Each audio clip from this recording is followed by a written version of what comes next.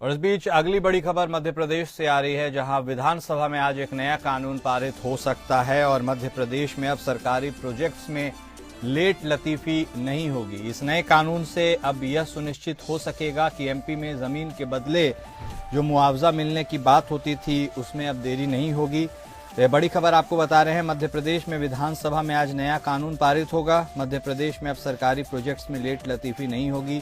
जमीनों के अधिग्रहण में ही प्रोजेक्ट्स कई साल तक लटके रहते थे। वहीं जमीन मालिक को भी ये शिकायत रहती थी कि सरकार ने सही मुआवजा नहीं दिया, उनकी जमीन ज्यादा कीमती या उपजाऊ थी और उन्हें कम मुआवजा मिला।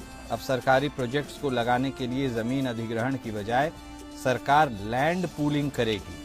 इसके लिए सोमवार को विधानसभा में सरकार ने जमीनों के अधिग्रहण करने वाले कानून में बदलाव का विधेयक पेश किया है।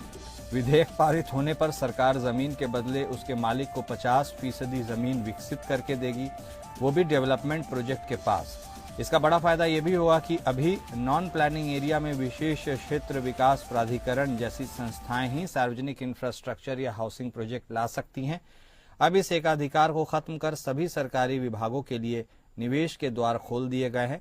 हालांकि ऐसे प्रोजेक्ट 500 करोड़ रुपए से कम लागत के नहीं होंगे।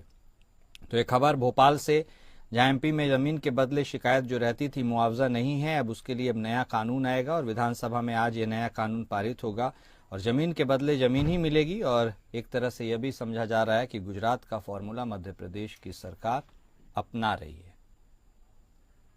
हमारे साथ हमारे संवाददाता संतोष सिंह जुड़ गए हैं इस खबर पर। जी संतोष, अब मध्य प्रदेश में यह नया कानून, इस नए कानून से लोगों को सुविधा होगी, सहूलियत होगी या फिलहाल कंफ्यूजन की स्थिति है? क्योंकि एक तरफ लेट लतीफी प्रोजेक्ट्स में मुआवजा मिलने में देरी, कम मिलना, इसकी को पाटने के लिए यह नया कानून है। कितना फायदेमंद होगा, इस कानून के बारे में बताएं और क्या कुछ गतिविधि आज विधानसभा में हो सकती है?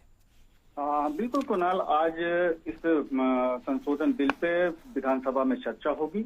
उसके बाद ये बिल जो है पारित होगा, संशोधन होगा और इसमें जल्दी ही राजपत्र भी जारी हो सकता है।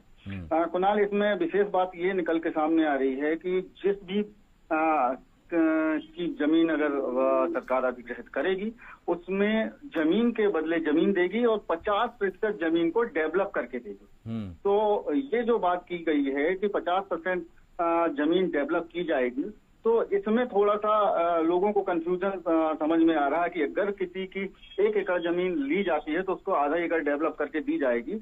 हालांकि डेवलप करने के बाद उस जमीन का रेट दुगना चौगना हो जाता है। ये बात सही है, लेकिन सरकार का मानना ये है कि जो लंबित हो जाते हैं प्रोजेक्ट भूमि अधिग्रहण के कारण, वो अब आसानी से प्रोजेक्ट जो है जल्दी से जल्दी कार रूप में आएंगे और भूमि अधिग्रहण में जो लटका रहता था मामला सालों 10 साल तक, वो अब स्थिति निर्मित नहीं होगी। कुणाल जी, बहुत शुक्रिया संतोष आपका हमारे साथ जुड़ने के लिए, बातचीत करने के लिए।